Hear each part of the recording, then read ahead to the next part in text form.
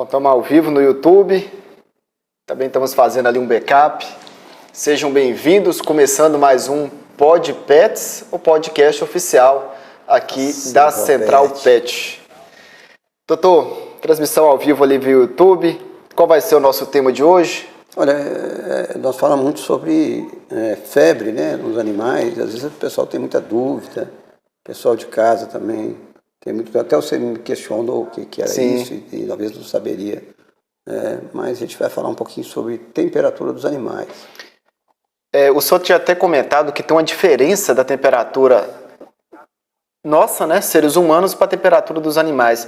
Eu queria que o senhor já primeiro se apresentasse, na sequência o senhor falasse dessa diferença de temperatura da gente para os animais.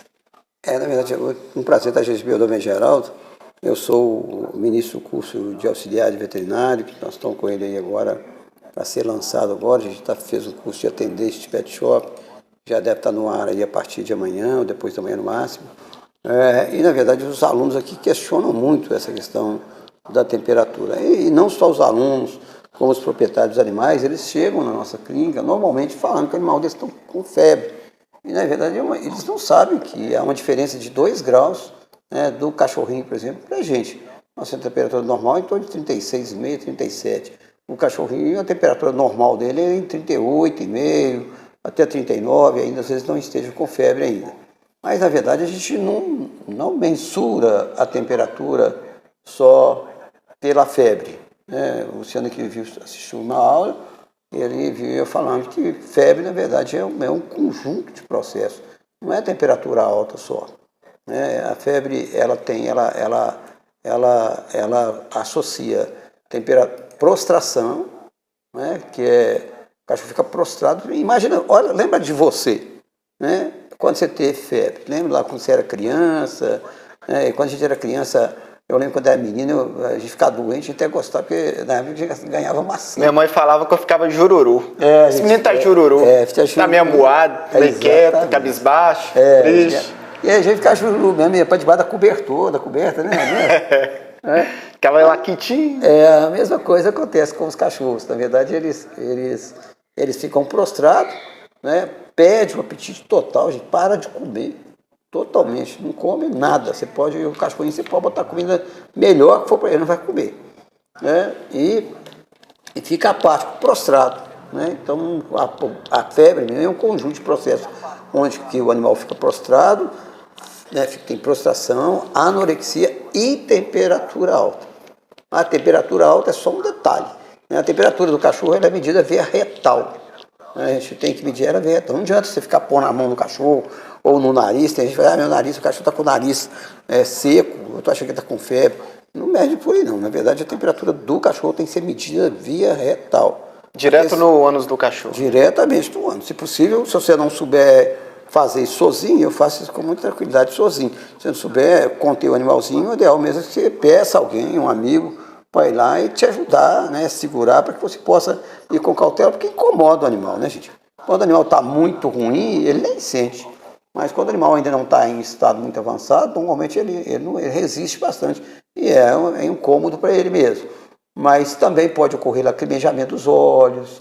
Em caso muito avançado, o cachorro fica nervoso, né, e pode chegar a um quadro que tem até convulsão. Né? A temperatura alta demais causa convulsão. Eu vejo as mães aí ficam muito preocupadas com os filhos, principalmente quando é menino novinho, né? Qualquer probleminha, meu filho está com febre, e eu correria às vezes para o médico, né? E muitos das mães mais experientes nem chega a levar os meninos para o febre. Dá uma Novalgina ali, espera passar um tempinho, mede a temperatura, né? Na criança mede debaixo do bracinho mesmo. Se realmente a temperatura estiver passando acima do limite, realmente tem que levar para o veterinário. Na criança para o médico, né? Mas no cachorro, normalmente ele perde o apetite, né? Ele fica prostrado, não come.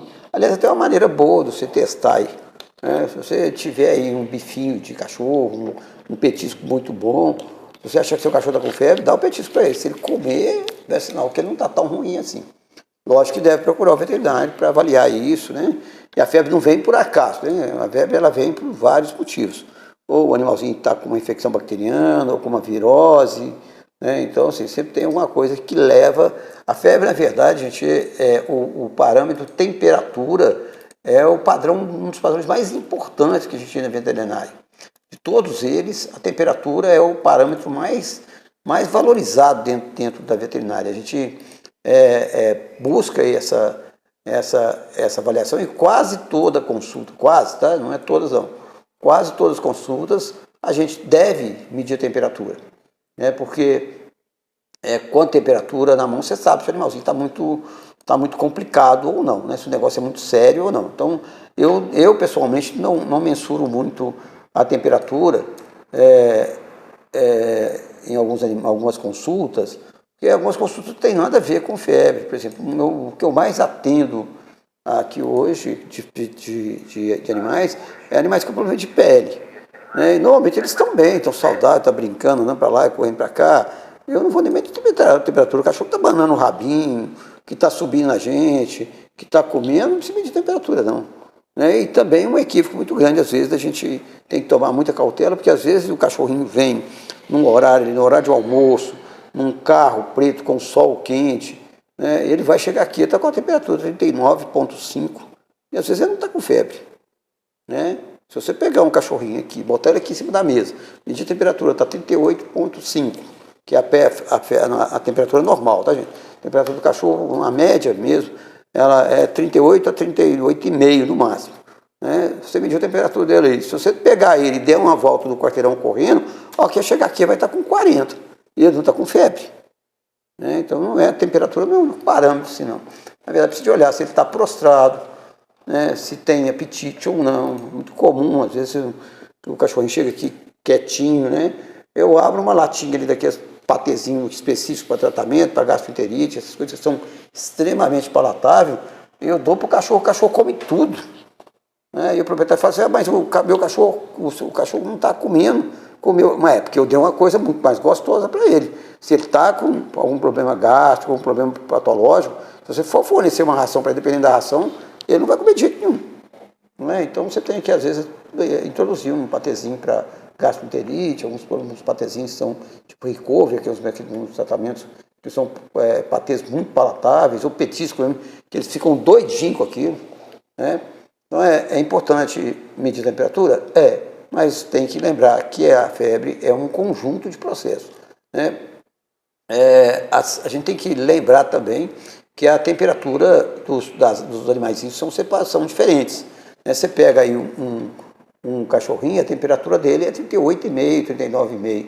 O gato é um pouquinho mais acima, um pouquinho mais, entre 38,5 e 39. Já uma ave, ela chega a ter temperatura de 42 graus. A temperatura normal de uma ave é 42 graus, né? E as aves, elas têm um problema mais grave ainda.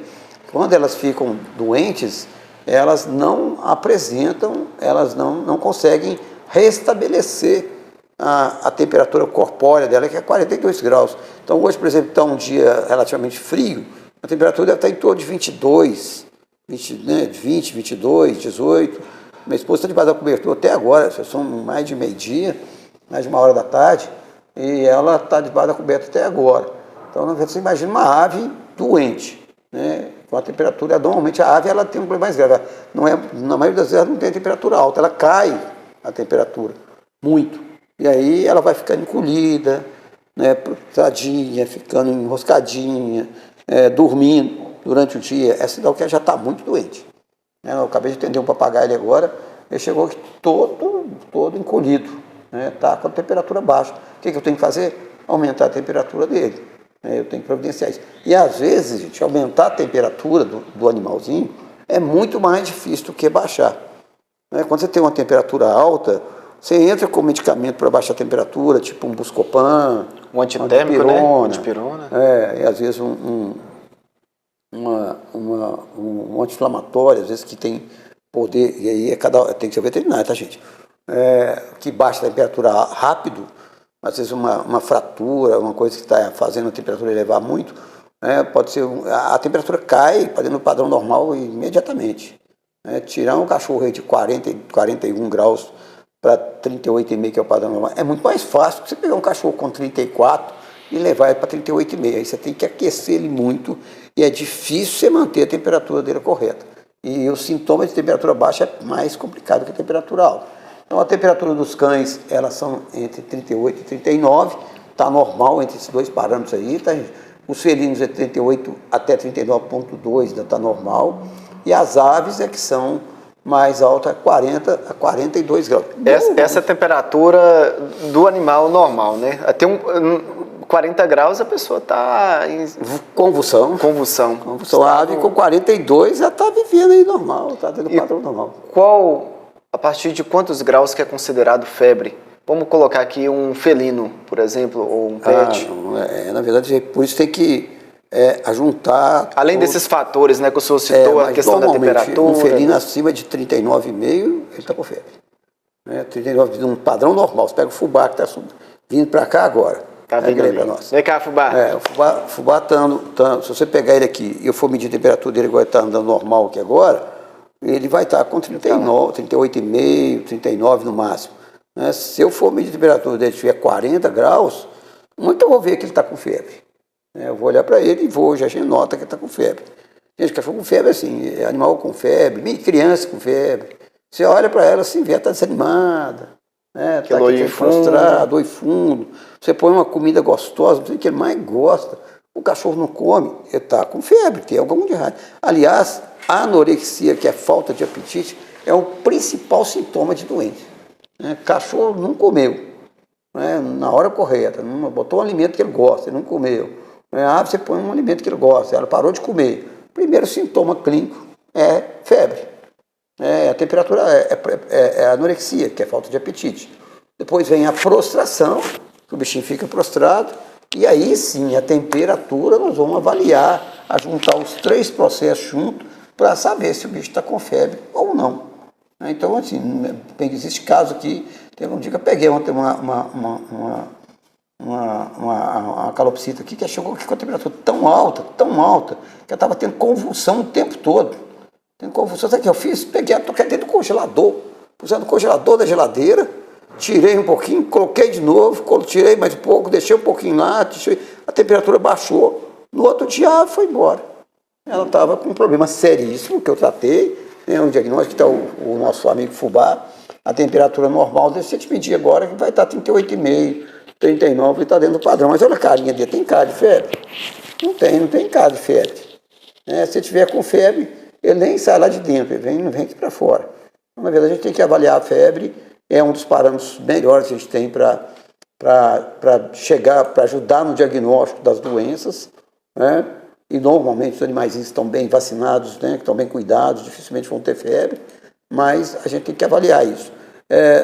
No caso das aves, gente, que eu acho que é o caso mais complicado, porque na verdade a ave, normalmente ela perde, ela tem uma facilidade muito grande para perder temperatura. Como a temperatura dela é muito alta, que é 42 graus, a maioria que você for medir vai dar 42.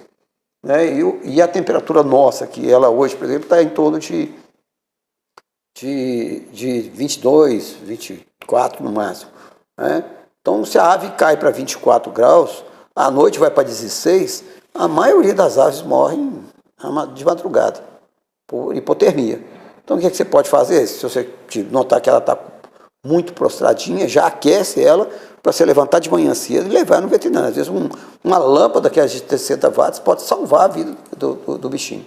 Ao mesmo tempo que você medir a temperatura do cachorro, ele está com a temperatura lá 41 graus, vai lá, dá uma dipirona para ele, dá um banho nele e leve para o veterinário, abaixa a temperatura dele. Eu já vi isso, mãe, eu já fui, o que a mãe fez, estava com febre, dava um banho frio para abaixar a temperatura. Então, na verdade, esse parâmetro de temperatura na veterinária é um dos melhores parâmetros para a gente ver. No curso de auxiliar de veterinário, nós temos uma aula que a gente fala que a gente fala muito sobre isso, fugiu o nome que eu vou lembrar aqui, tá? Semiologia.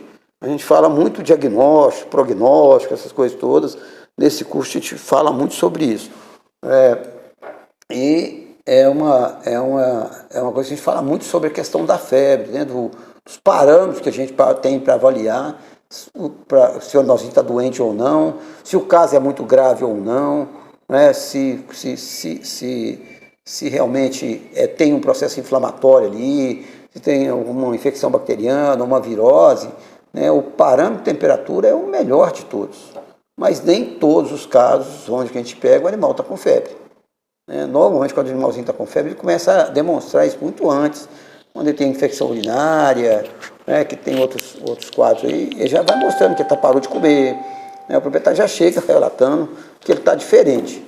Em alguns casos, onde que ocorre até convulsão mesmo. Né? O animal consegue, entra num quadro de hipertermia, que o animalzinho começa a ter convulsão. O que você tem que fazer? É baixar a temperatura ali urgentemente. Né? Faz parte dos primeiros socorros. Né? Baixar a temperatura urgentemente. E se for hipotermia, aí sim você tem que tomar mais cuidado ainda, aquecer esse animalzinho o mais rápido possível. E não adianta colocar, tem gente que fica colocando cobertor, cobrir a gaiola da ave, não adianta nada. Né? Colocar aqueles tal daqueles, eles fazem muito, pega a garrafa PET, põe água ali para aquecer. Não vai adiantar não, gente. Né? Não dá para hipotermia, não brinca com ela não. Ou você vai aquecer o bicho direito ou não vai. Aí precisa de uma estufa, precisa de coisa bem sofisticada para você levar a temperatura. Levar uma temperatura de 34 graus para 38,5, que é o padrão normal, é difícil, é bem mais difícil do que você fazer, até porque também você já tem que ir procurando a causa que causou aquilo ali. Né? Qual que é a doença que causou, porque é uma coisa muito séria. Né? Então, assim, nesse caso, tem que procurar o veterinário urgente, né, para ele fechar esse diagnóstico e tratar, né, o quadro da prostração, da anorexia, da temperatura alta, né? Então a febre, na verdade, ela é muito comum.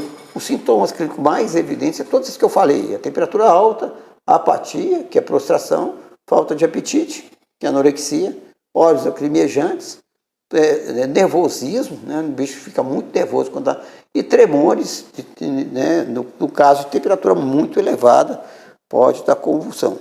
Né? Casos onde o cachorro entra em quadro de convulsão. Tem que ter muito cuidado, porque às vezes também os quadros de intoxicação causam muitos distúrbios neurológicos.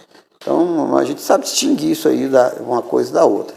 Em quadros convulsivos, né, caso de epilepsia, por exemplo, o animal começa a ter convulsão demais, ele se aquece. Né? Então, na verdade, nós temos que tentar baixar a temperatura o mais rápido possível, tomar as providências, mas isso já é dentro da clínica veterinária, tá, gente? A gente deve ter que tentar fazer isso em casa, que isso não vai resolver muita coisa. Doutor, antes do senhor dar continuidade, o senhor falou uma coisa interessante aí, o senhor citou a dipirona, né? No caso, a pessoa dá dipirona em casa para esse animal baixar a temperatura. Pelo que o senhor descreveu, o cuidado que se tem que ter, né,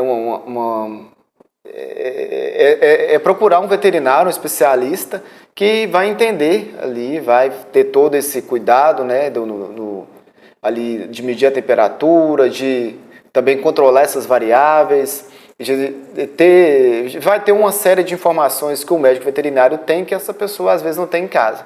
E uma preocupação, uma dúvida minha aqui que me vem à mente, a dipirona em pessoas, né, em crianças, até mesmo em adultos, a gente mais ou menos tem ali na bula uma quantidade, uma dosagem que se pode dar um número de gotas. E como que é isso no animal? As pessoas têm uma quantidade de gotas que se pode dar, uma quantidade que é mais recomendada, ou pela experiência do senhor, o senhor acha que não é muito viável a pessoa fazer essa tentativa de desse medicamento por conta própria para o bichinho? Na verdade é o seguinte, a gente tem que ter muita cautela, isso acontece até, né, se a gente não tem muita experiência, né, às vezes o proprietário medica o bichinho, o animalzinho em casa e traz ele depois, 1 hora, 2 horas depois de ter medicado, né, e você vai medir a temperatura está baixa, mas na verdade o animalzinho está com febre. Então, assim, uma das coisas mais importantes de tudo dentro da veterinária, e a gente fala muito, né, que o veterinário, além dele ser médico, ele é veterinário, né? Então, na verdade, porque no ser humano, gente, você chega e conta a história, né? O cachorro não conta a história para nós. Então, nós temos uma coisa muito importante dentro da veterinária, que é a anamnese. O que é a anamnese? As perguntas feitas, né, para as pessoas que estão do lado ali do animalzinho, que estão vivendo com ele. Então você vai perguntar, fazer detalhadamente ali uma anamnese, né? Vai perguntar quando começou o problema, né? Se foi no mesmo dia ou se foi há 2, 3 dias atrás.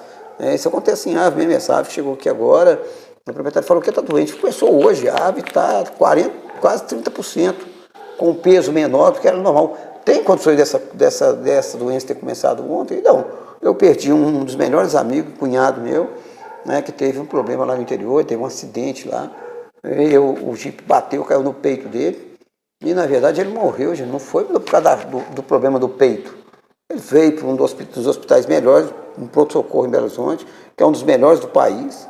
Né? E ele tinha saído, passado a noite inteira num churrasco, numa festa, numa gandaia lá daqueles interior. Né? E o pessoal do hospital sequer procurar saber como que foi aquele acidente, o que aconteceu.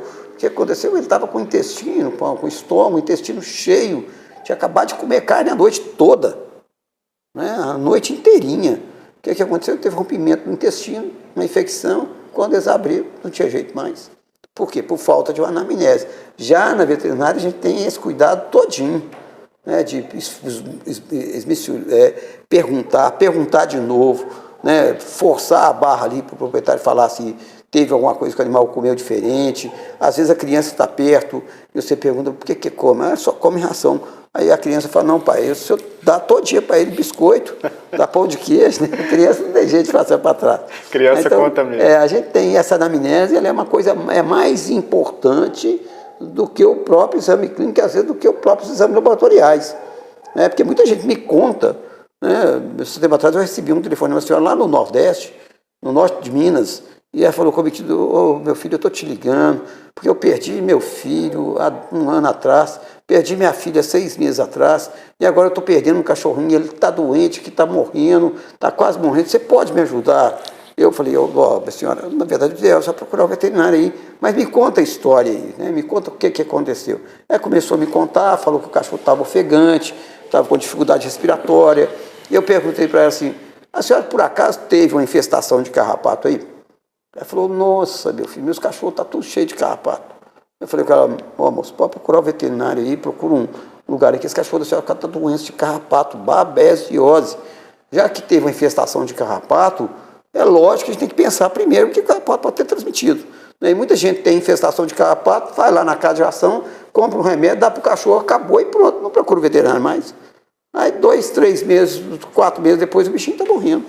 Então, assim, essas perguntas na veterinária, essa anamnese, que a gente detalha isso tudo aí para os nossos alunos do auxiliar de veterinário, para eles terem noção, né, de como fazer isso aí. A maioria deles vão fazer veterinária, e essa anamnese ela é de suma importância. Então, tem que forçar a barra mesmo e procurar saber. Já teve casos em que eu perguntei para o proprietário o que é comer, só ração. Aí eu vou lá, apliquei um medicamentozinho que ele causa vômito, né, que é a xilazina, o bicho vomitou uma quantidade de macarrão. Eu falei, mas você não falou que dava só ração? Ah, deve ter sido a minha empregada que deu. Entendeu? Você tem que ficar de olho, né? Tem que ficar esperto. Na verdade, essa anamnese é a coisa mais importante, às vezes mais importante que é medir a temperatura aqui. Então, quando a gente chega, não fica só, eu não vou só medir a temperatura, eu vou fazer a anamnese, vou avaliar direitinho, né, medir a temperatura, e às vezes eu faço o teste. E tem gente que fala, meu cachorro não está comendo de jeito nenhum. Aí eu vou lá, abro uma latinha de patê e dou para ele. Ele fala, não, mas eu até brinco, você não está dando comida para esse cachorro seu. Mas eu falei, não, é porque não dá comida, a ração dele. E às vezes ele comprou uma ração péssima para o bichinho. Eu falo assim, nem eu ia comer essa ração não, ué. Uma ração de R$15 o quilo, né? Se uma ração boa hoje custa em torno de 30, R$40 um quilo aí, né? Uma ração super prêmio hoje chega a custar R$80. A ração subiu demais, gente. Acho que o problema sério com o insumo aí, né? Hoje um saco de 15 de ração é R$200, uma ração mais ou menos. Então, assim, tem que avaliar isso. Então, se eu pergunto, mudou a alimentação? Você mudou, mas o que aconteceu diferente? Esse cachorrinho seu teve alguma pulga, algum carrapato há um mês atrás? Então, tudo isso aí, a gente vai conseguindo, e às vezes por várias vezes, não é nenhuma nem 2 vezes. Não. A pessoa me conta a história por telefone, eu já sei o que é. Eu já sei o que é. Já vem, chega aqui, eu já tenho certeza. Semana passada eu atendi uma senhora aqui na parte da manhã, Ela chegou em torno de 7 horas da manhã aqui, ela me contou uma história que a cachorro dela estava chorando, né, à noite. Eu perguntei qual que é a idade. 9 meses. Quantas vacinas tomou? Nenhuma. Eu falei, moça, isso é sinomose, para trazer para cá urgentemente. No final da história, nós tivemos que sacrificar o cachorrinho, que já está num caso muito avançado, com a temperatura extremamente elevada, né, tendo convulsão o tempo todo, sem nenhuma dose de vacina. Não tinha jeito, o cachorro já estava já na fase neurológica, não na fase mais anterior, não. Então, assim, a temperatura, ela nos conta a história, ela nos dá um parâmetro, ela não é a decisão que a gente vai tomar, a gente tem que avaliar muito essa questão de avaliar a temperatura e olhar como que o cachorro chegou, às vezes o cachorro veio andando, ou veio no sol quente, tudo isso tem que ser levado em consideração. Porém, a anamnese é uma das coisas mais importantes. Nós não estamos aqui para falar disso, nós vamos falar que é de temperatura. Mas não tem jeito de tirar uma coisa da outra, né? Uma coisa que puxa a outra, que puxa a outra, que puxa a outra.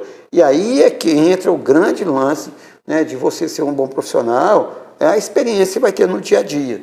Então eu falo com meus alunos aqui, ó, tem que medir a temperatura do cachorro. Mede 1, mede 2, mede 3, mede 4, para saber como que está, olha, se está comendo, se não está.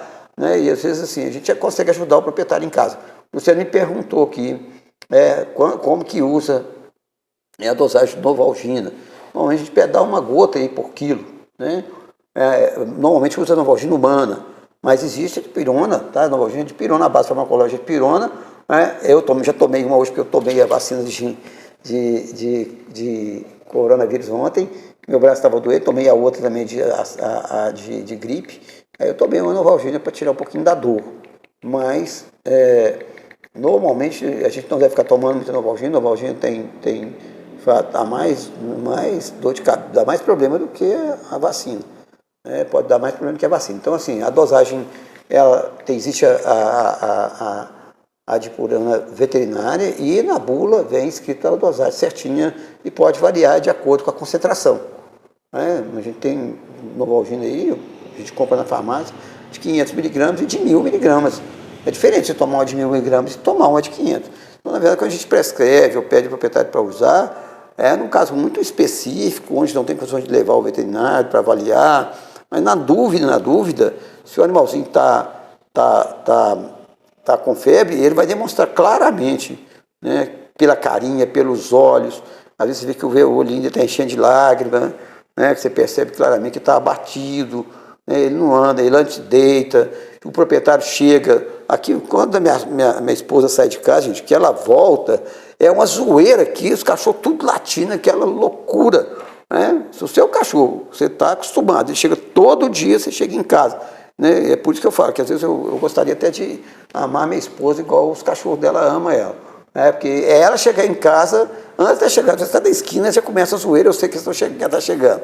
Né? Se o seu cachorro, você chegou em casa, todo dia ele veio te receber na porta, né? Ele vai lá fazer festa para você, e um dia você chega em casa, ele não vem te buscar, pode ter certeza que tem algo errado com ele. Pode ligar para o veterinário e falar assim, meu cachorro não veio me receber na porta hoje. Eu falei, pode trazer para cá que ele está doente. Então, na verdade, é uma coisa que não precisa ser muito veterinário, né, gente? Umas coisas que você vê com criança também. Menino, quando você chega e quando fica doente, eu lembro minha mãe falando com a gente, esse menino tem alguma coisa, como é que você falou? O negócio que é meio moado, meio jururu. Moado, né? Moado é jururu. E aí a gente tem uns termos lá mais antigos que a gente fala muito, né? O termo, por exemplo, pistear. Pistear e morreu a ninhada toda. Depois que eu formei veterinário, que eu descobri que pistear era sinomose ou parvovirose, que os bichinhos pegavam a doença, não tem vacina, morre tudo mesmo. Então a gente tem que ter muita cautela com essas situações para avaliar a temperatura. É um parâmetro é um dos melhores parâmetros que a gente tem que avaliar. É lógico que numa consulta o ideal é avaliar tudo, né? E as nossas anamneses, né, os nossos sistemas hoje, elas vêm elas vêm detalhadas para a gente não esquecer do assunto. Eu tenho muito hábito de escrever, de sempre anotar no início da consulta ali, e eu vou perguntando. Eu vou perguntando e olhando para o bichinho, né, vendo como é que está a situação. Às vezes tem situações onde o bicho chega tão grave que eu nem pergunto, eu vou direto para a mesa para ver a temperatura, né, avaliar se tem algum caso de intoxicação mais grave. Então, tudo isso aí são detalhes que, com a experiência do dia a dia, a gente vai aprendendo. Mas a gente não pode deixar de considerar que a temperatura, né, eu pessoalmente acho, eu já usei, tá? Aqueles termômetros de medir temperatura assim que encosta. No ser humano até pode funcionar, mas no cachorro funciona. É temperatura via retal. E hoje a gente nem tem mais aqueles termômetros de vidro, que aquilo é perigosíssimo quebrar. Né? Então tem que usar esse termômetro de plástico mesmo, né? E medir mais de uma vez, tá, gente? Não mede uma vez só, não. Mede a temperatura uma vez, mede outra, é fundamental. Né? Então, assim, todos esses casos onde que a temperatura vai nos ajudar, tem que ser medido. Né? Não é toda consulta, eu vou falar com vocês que assim, é uns 5% mais das consultas, 10, 9% que eu meço a temperatura.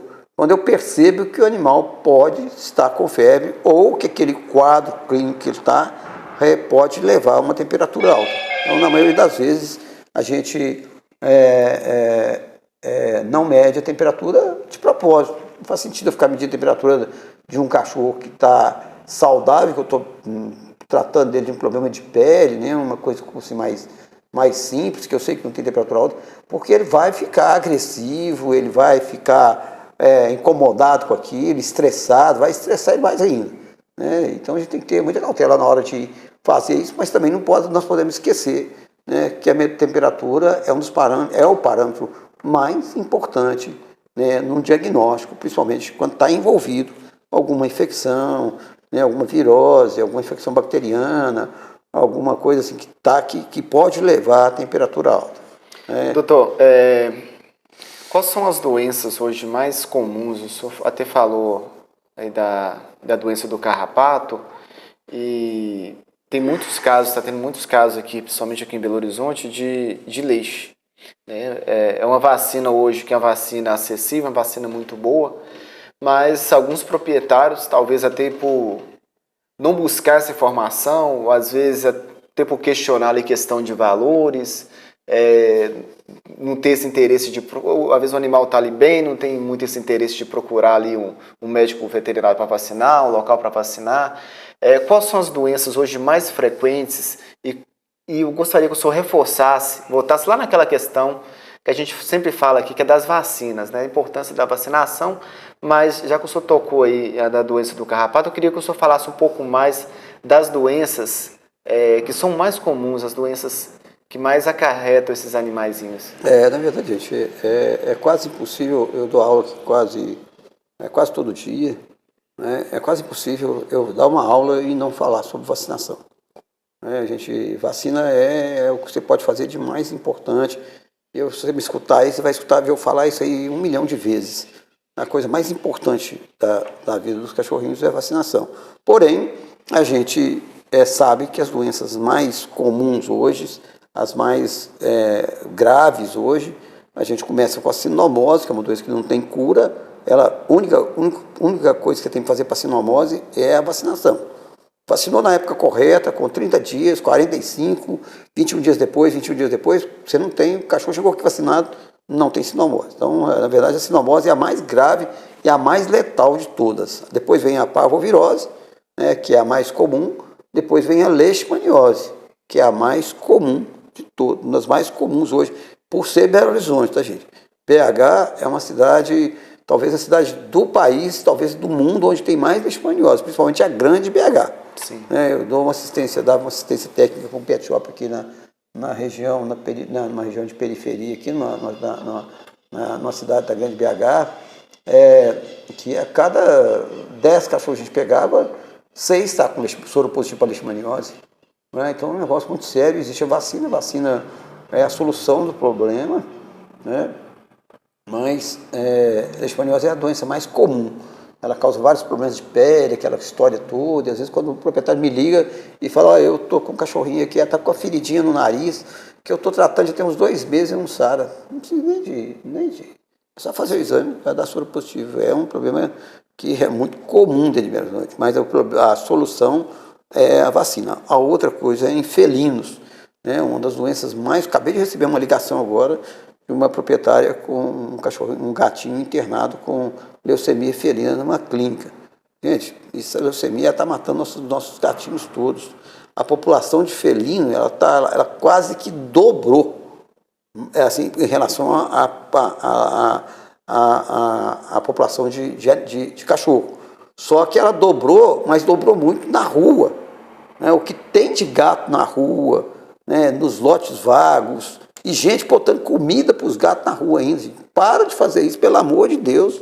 Vocês estão difundindo, não é a gataria, não, é a doençaria. Eu, no começo da minha carreira, eu atendia um gato por ano com leucemia felina. Hoje eu chego a atender, às vezes, 10 no mês com leucemia felina. E não tem cura. Né? Na verdade, não tem cura e ainda é extremamente transmissível. Então, se você pega esse... Eu peguei um casal que estava levando os cachorros para a Europa, os gatos para a Europa, e aí pediu para colocar o microchip, eu coloquei o microchip, pediu para fazer uma avaliação. Eu vi dois que estavam com score corporal baixo. Fiz exame dos dois, os dois estavam sobrepeso, pediu para leucemia felina. Eles nem levaram o gato para a Europa.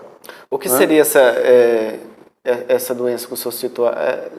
Leucemia? Leucemia felina é uma doença a vírus, causada por um vírus. Tem alguma relação parecida com a leishmaniose? Não. A leishmaniose é outra situação, é uma doença transmitida por mosquito, né, por um mosquito da leishmaniose mesmo, pode ser transmitida também por carrapato, por pulga, ela pode ser transmitida via transexual. Já a leucemia felina, ela é transmitida via contato com as fezes ou com a saliva do animal. Né? Então, assim, uma mãe que está com leucemia felina, se ela procriar, todos os filhotes dela vão estar com leucemia felina.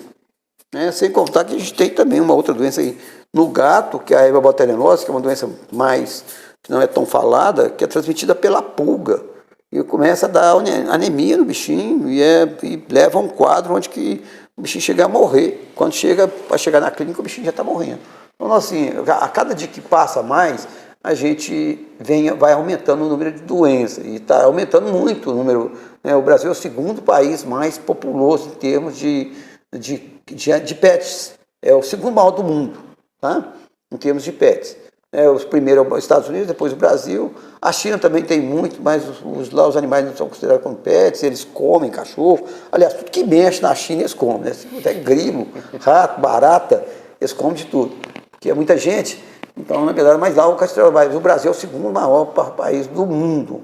E a gente tem um problema sério, nós somos o povo dos mundos, um dos maiores países que tem mais animais do mundo e provavelmente é um dos países que mais tem animais de rua. Nós temos que acabar com isso. Isso é um troço que tem que acabar. Está tendo eleição agora. Eu não vejo ninguém falar isso para que possa tomar uma providência. E existe solução. Se quiser acabar com animais de rua, só o que precisa é vontade política. Dinheiro tem de sobra, tá, gente? Dinheiro tem de sobra. O mercado pet o dinheiro que rola no mercado pet é maior do que rola com a linha branca. O que é a linha branca? É a geladeira, fogão, micro-ondas. As vendas do mercado pet hoje é maior do que a linha branca. Então, assim, a nossa tributação é uma das maiores, chega a 9%. Então, se pegar aí 3% do imposto que o governo arrecada com o mercado pet, dá tranquilamente para colocar microchip nos cachorros, castrar tudo. Né? Tem que fazer leis também para proibir o ser humano de ter quantidade de cachorro. Semana passada eu atendi uma senhora, ela tinha 2 filhos, 4 cachorros e 4 gatos. Tudo com problema de pele e um com leishmaniose ainda. E não tinha condição financeira nem de pagar uma consulta direito. Então, você imagina o problema que é isso, a seriedade que é, né, dessa replicação. Então, assim, uma das coisas para mim que tem que fazer urgentemente você tem condições de ter um gato? Tudo bem, você tem que provar que tem condições de ter um gato. Você tem condições de ter 2? Você tem condições de ter 5? Você tem condições de ter 10? Você tem condições de ter 1 cachorro, 2 cachorros? Então, você vai ter de acordo com a quantidade, que é caro, gente. Não é barato, você vai ver a hora que você vê... Vai cair no veterinário aí, para você ver, com a clínica veterinária. Essa menina que me ligou agora está com um gatinho com leucemia felina e ela já gastou R$4.000 numa clínica, em 3 dias de internação, parece. Então, assim, é quase impossível. Tem que avaliar essa questão financeira e é necessário, né, que o seu bichinho esteja bem vacinado, bem cuidado, e avaliado. Então, assim, levar o veterinário, avaliar, fazer prevenção, dar comida de qualidade boa, né? Ração custando aí hoje um saco de 15 quilos custando R$280, R$300, né? Nós temos que repensar essa questão da posse responsável, né? Que é uma das coisas que pode acabar com os animaizinhos, né? É colocar microchip. Nós estamos desviando o assunto aqui, mas esse assunto é interessante, tá, gente? Existe maneira de acabar com os animais de rua. Só colocar o microchip, que aí coloca o microchip, você identifica o portador através do CPF dele. Ele é responsável por aquele animalzinho, né? Você sai na rua uma vez, multa ele. Sai duas, multa de novo. Eu quero ver sair na rua mais. Não sai mais. Então, assim, essa posse responsável é um negócio muito sério. Tem que cadastrar todos os animalzinhos, microchipar e castrar os animais de rua. Isso é papel do governo, né? A gente tem que cobrar isso dos nossos governantes, né? E chega a um ponto que às vezes o povo abandona, porque não tem jeito mais, né? E fica esse tanto de gente tirando cachorro da rua, né? Adotando, levando para casa, tentando ajudar, mas não resolve. Tem precisa de vontade política e nós temos que cobrar isso dos nossos governantes. E isso até gerou uma discussão recentemente na região do Buritis, né, onde tem um número muito grande de animais, gatos, cachorros, e até chega a ter procriar esses animais lá, né? Existe até um divisor aí de opiniões, de sugestões, de condutas, e nessa região ali do Buritis, em um condomínio, isso foi até noticiado em algumas reportagens, as pessoas estavam fazendo casinhas ali, construindo casinhas e alimentando, né, fazendo ali campanhas para alimentar esses animais de rua. Só que aí foi chegando muitos animais e foi crescendo,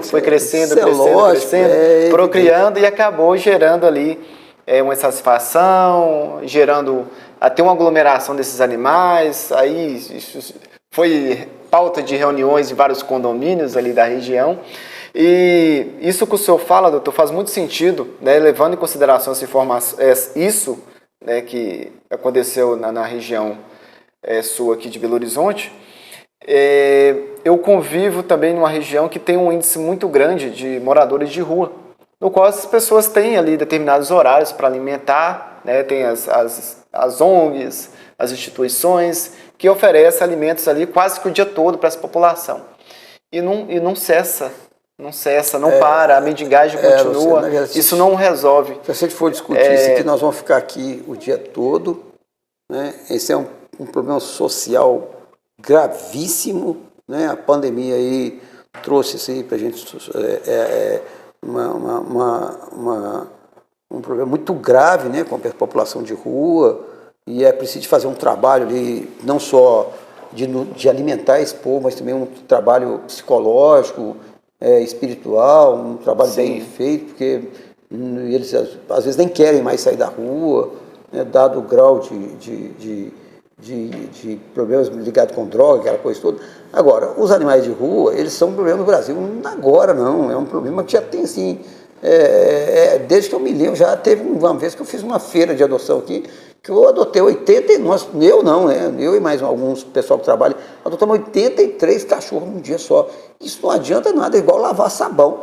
Sim. Não adianta, né? Botar comida para gato na rua, você está estimulando ele cruzar com o outro e ter mais filhote, porque se não tem alimento, a própria natureza já faz isso, gente. Se você colocar peixe, né, num ambiente ali, num espaço pequeno, se não tiver água suficiente, ele não vai crescer. E se não tiver alimento, ele não vai reproduzir. Né? A mesma coisa acontece com os gatos. Se você tiver colocar alimento em um ambiente agradável e deixar, eles vão ficar reproduzindo. Agora, você imagina, eu brinco aqui, eu falo para meus alunos aqui, né, se colocar 2 cachorros dentro desse quarteirão aqui, um casal de cachorro, aí deixar 10 anos aqui, eu pergunto, quantos animais você acha que vai ter? Eu falo, tem 100, tem 200, tem 500. Não é nada, gente. No final de 10 anos nós temos 28 mil animais, Sim. que é exponencial. Né? Uma fêmea, uma gatinha que cria 5 filhotes, 3 fêmeas, já não é uma mais, é a mãe mais 3. E essas 3 reproduzindo de novo, é exponencial, isso é um negócio assustador. Por isso que gato tem crescido muito. Eu fui aqui em Santa Lúcia, na casa de uma cliente minha esse dia para trás, ela falou, doutor Geraldo, que na frente da minha casa tem mais de 30 gatos. E o povo foi botando comida para eles aí. Eu falei, ó, tá estimulando, mas tem que chamar a prefeitura, né, a zoonose para capturar esses gatos, castra, pode até castrar e soltar eles de novo lá. Né, aí não teria problema, mas deixar os gatinhos lá reproduzirem, botando comida, isso é crime. Você está aumentando ali a quantidade de doença. Você pega aqueles gatos, tá tudo eles com leucemia, com esporotricose, que é uma doença que vai comendo. O gato é igual uma lepra, vai comendo o bichinho.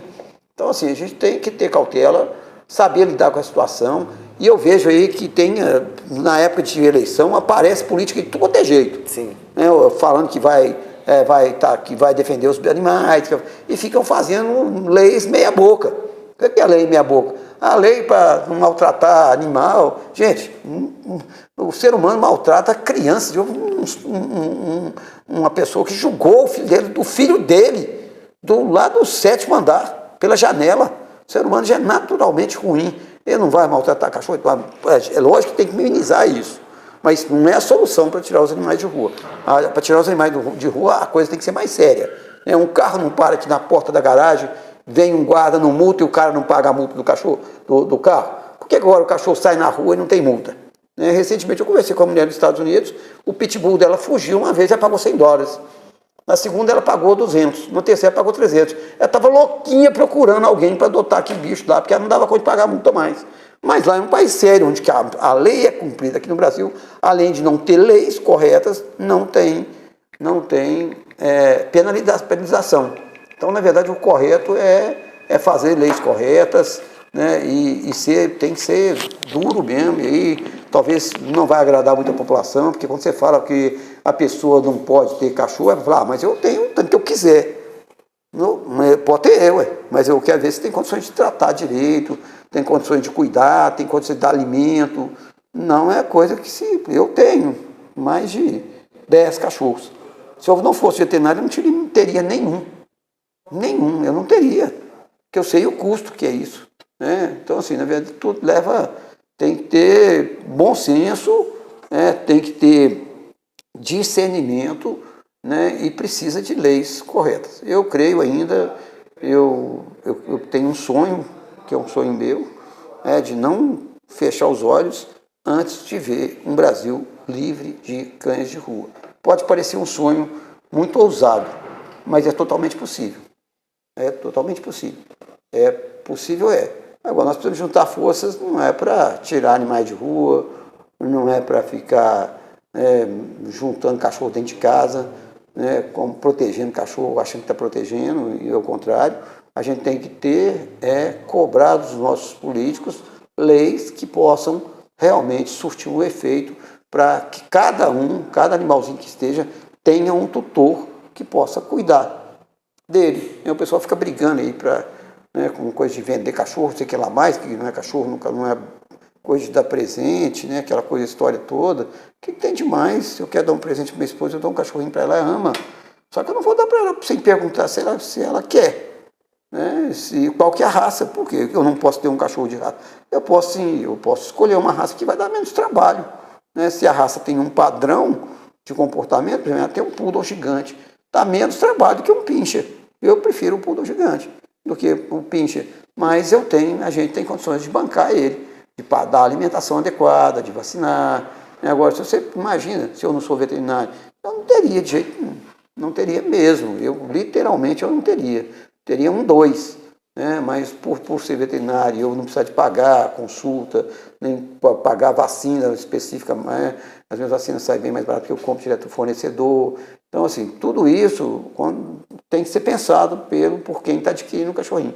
E assim, nós estamos aqui criando alguns podcasts, falando disso, né? E a gente vai fazer um aqui, próximo, eu vou pedir ao Luciano para a gente fazer, vai ser falando de como que se deve se portar para ter um animalzinho, né, adquirir um animal, seja doado, seja comprado, seja achado na rua, seja encontrado em algum lugar, né, como você vai fazer para ter ele com saúde, com qualidade de vida, tendo o carinho que ele tem, que merece. Aliás, ele dá mais carinho do que realmente do que a gente merece, né? Nós adotamos agora o atleticano, essa semana agora. O cachorro ficou com a gente aqui uns 4 meses atropelado, né? Amputou a perna, o bichinho sofreu, mas o bichinho era um doce. No final, é o que tirou uma foto dele que o dono, o cara que adotou ele estava lambendo o rosto dele já. Você imagina que vida que esse cachorro vai ter, talvez uma vida melhor do que a minha, na verdade. Então, assim, é caso onde que a gente tem algum sucesso em algumas situações. Mas, por outro lado, também a gente tem muito sofrimento dos bichinhos. Assim como do ser humano também, né, gente? A gente tem que olhar as coisas com olhos diferentes. Mas nós que estamos aqui no mercado pet, a gente tem que estar preocupado com essa situação, uma quantidade de animais, né, que estão sendo extremamente maltratados, né, mal cuidados, na verdade nem é maltratados, é mal cuidado mesmo. Porque a pessoa querer ter 10 cachorros dentro de casa e achar que vai dar conta de cuidar dos 10, ela tem que ganhar no mínimo, para cuidar de 10 cachorros, ela tem que ganhar R$20.000. A nossa média salarial, uma pessoa da classe média para cima, uma média de R$2.500 para cima é classe média. Com R$2.500 você não dá conta de criar nenhum cachorro. A gente tem os benefícios. Por que eu falei essa questão do ser humano, né? As pessoas, nós, seres humanos, a gente tem, é o único ser na face da Terra que tem capacidade de pensar, de raciocinar, de calcular, né? De tomar decisões até variadas. O ser humano, ele tem essa coisa de poder escolher. O animal, ele é muito movido ao condicionamento, é muito movido aos instintos primários, comer, reproduzir, dormir, né, o repouso. Então eles são muito movidos a isso. E quando me vem essa questão, esses princípios básicos, né, da reprodução, aí eu fico pensando na questão da natalidade. A gente tem aí números maravilhosos para quem está começando no mercado pet ou quem pensa em entrar no mercado pet. O Brasil tem um mercado exponencial que cresce aí bruscamente, números elevadíssimos a cada dia que passa, exatamente, movimentando aí um PIB gigantesco, de um número grande de arrecadação desse mais mercado de 60 pet. bilhões por ano. Isso equivale a um número muito grande do nosso PIB, nosso Produto Interno Bruto brasileiro. Então, ou seja, o mercado pet ele é promissor para quem está abrindo negócio, para quem já está nesse mercado, mas, por outro lado, se tem também essa necessidade de políticas públicas, né, doutor? De controlar essa natalidade, de como que isso será guiado, como será conduzido aí na verdade, com essas evoluções. Eu espero, né? A gente for considerar essa parte aí, nós vamos falar que a gente já está aí num país de segundo mundo, até de primeiro mundo, porque o Brasil é muito bom, gente. O Brasil é um país fantástico, tem de tudo, né? Nós temos aí agronegócio bombando, né? Nós temos aí muita coisa boa, mas também a gente, por um lado, a gente tem hora que a gente está em um país de quarto mundo, né? Já, o nível de mendigos na rua hoje é um negócio assustador, né? É um negócio assim, fora da realidade, em função um pouco da pandemia, é um problema global e tudo, mas a gente tem um potencial muito grande para isso. No mercado pet, o mercado pet ele não vai parar de crescer no Brasil mais não. Eu dou aula aqui para isso e eu falo aqui com o pessoal aqui, é um mercado que é melhor você abrir um pet shop aqui no Brasil do que abrir na Espanha, na França, na Itália, que são economias já consolidadas, porque o mercado pet vai estar em altíssima, ainda é o segundo maior do mundo, só tem na frente dos Estados Unidos, né? Os Estados Unidos está na nossa frente aí, quase 35% da nossa frente, o dia que a gente chegar aí próximo aí dos 10%, os Estados Unidos já vai estar muito, a Europa, né, os outros países vão estar muito na frente da gente. Então, na verdade, hoje, só para você ter uma noção do assunto, da diferença de situação, um americano ele gasta em torno de $500 por ano com o animalzinho dele. O brasileiro gasta $70, $80 no máximo por ano. Então, é um mercado onde que vai crescer muito. Porém, a gente tem que ter cautela, né, para a gente ter esse crescimento, um crescimento sólido, e não tendo bichinho aí sofrendo o tempo todo, essa angústia que é ver aí famílias que têm aí uma renda per capita da família de 2, 3 salários mínimos, né, e tendo 10, 20 animaizinhos dentro de casa. Eu vejo nessas periferias aí, às vezes a mãe compra mais, o pai compra um lote, o filho casa, constrói uma casinha ali, faz um puxadinho ali, você vai ver dentro de um lote, tem 5 famílias e cada uma tem 3 cachorros. São 15 cachorros dentro do lote, né? Sem contar gato. Né? Então, assim, na verdade, tem que ter uma cautela com isso, porque senão vai produzindo, parindo ali, vai criando e cada um não vacina, leva na casa de ração, o cara vacina ali. E o que tem de cachorro morrendo aí na periferia com sinomose, parvovirose, né, leishmaniose, é um negócio assustador. Então, assim, vai ter que ter um crescimento, esse crescimento tem que ser acompanhado, né, de uma sustentabilidade. Para que haja sustentabilidade, precisa de leis, gente. Né? Nós temos que começar a radicalizar mais mesmo. Não pode ter, não tenha. Né? Se você tem um cachorro e você pode cuidar dele bem, ótimo, parabéns. Pode ter 2, ótimo, pode ter 2. Agora, tem que avaliar a questão de vocês. Tem 3, 4, 5, 6 cachorros, vai juntando dentro de casa, depois não estou dando conta de comprar ração para meus cachorros e sair pedir dinheiro para os outros para comprar ração para o cachorro. Peraí, né? Já vamos cuidar das crianças, que é mais negócio. Um abraço para vocês, que Deus abençoe. Hoje nós divertuamos, começamos falando de temperatura dos animais aí, terminamos aqui falando de animais de rua, mas tem assunto para falar aí dias e dias. E se vocês querem aí, né, eu tenho agora, eu vou abrir um grupo aí no Facebook de Adota Brasil, mas o objetivo desse grupo não é nem para adotar cachorro então, tá, gente? É para adotar também. Mas é para conscientizar as pessoas de que nós temos condições de acabar com os nossos animais, acabar literalmente com o animal de rua. Existe possibilidade disso. Eu conto com a parceria de vocês todos. Um abraço, um prazer, que Deus abençoe a vida de vocês. E aproveita o feriado aí, que hoje parece que é feriado. Eu nem sei de que é não, mas é feriado. Corpus Christi. Isso não existe para mim. Mas na verdade Jesus existe, mas eu não creio nessas questão dessas religiões. Mas é feriado, então vamos descansar, né? Aproveitar o embalo, nós estamos aqui trabalhando, mas nós estamos falando de assunto que nós gostamos de falar disso. Sim. Né? Está aqui falando, que eu estou gostando, espero que esse assunto aí, que essas conversas podem ajudar vocês aí né? de entrar aí num processo de amadurecimento mental, de que, né? que a gente pode, nós estamos um país que tem tudo para ser o melhor país do mundo.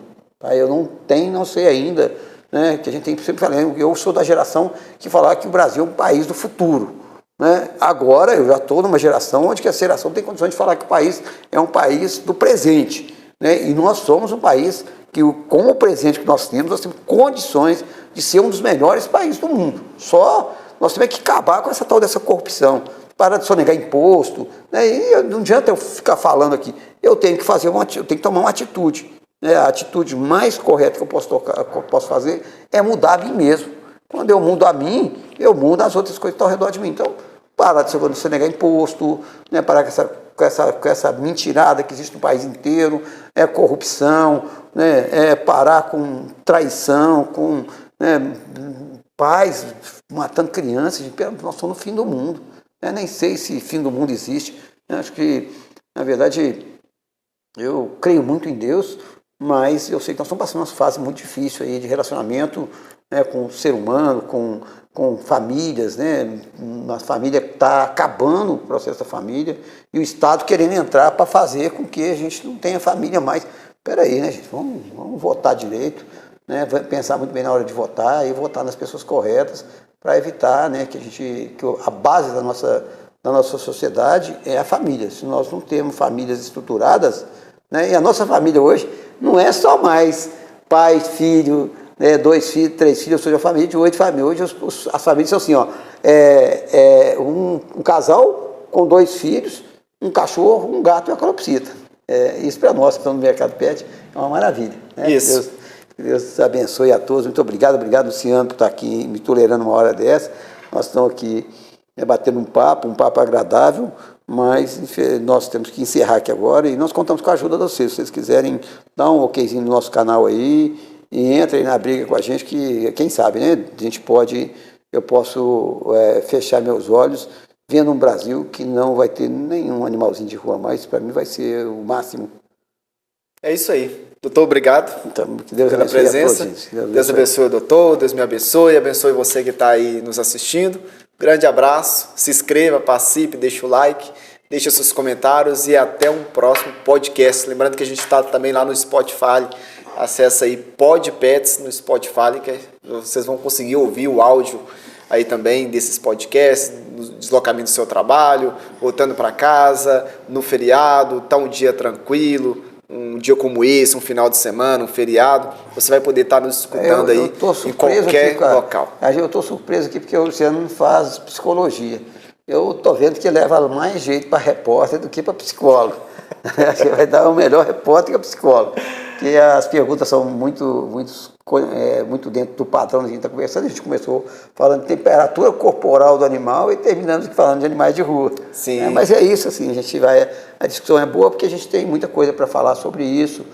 O mercado pet tem vários assuntos que são agradáveis para quem gosta de animais, né, gente? Tem gente que não gosta de animais, então assim, não envolve nisso. Mas tem gente que ama e adora falar de animais. Muitas crianças aí querendo fazer veterinária, totalmente possível. O Luciano é um mês que vende um curso aí de veterinária hoje que é R$800 por Bem mês. acessível. É mais barato do que um colégio. E tem muito menino aí achando que não tem condições de entrar na faculdade. Vem para cá para vocês verem se não é fácil. Se eu formei em veterinária, qualquer pessoa forma, gente. Eu não vou ficar contando aqui para vocês, porque senão eu vou começar a chorar. O sofrimento que eu tive, as dificuldades, as lutas que eu tive. Mas o sofrimento é a hora melhor que você tem para crescer. Se você está sofrendo, fica feliz com isso. Eu vou deixar um card aqui em cima, vai aparecer de um lado, na janelinha do lado direito e do lado esquerdo. Numa dessas duas janelinhas aqui vai aparecer um cardzinho. Vocês clicam em cima desse card que vai ter lá a história do Dr. Geraldo, que ele vai falar um pouco sobre isso. Sobre como que foi essa trajetória dele, como que o Geraldo Sávio se tornou Dr. Geraldo. Então, até uma próxima, doutor. Até uma próxima. Muito obrigado. Até um próximo vídeo. Deus abençoe, Luciano. Deus abençoe o senhor também e a você que nos assistiu. Até uma próxima. Nós conversamos uma hora e meia aí, quase. Nossa, uma hora. Ah?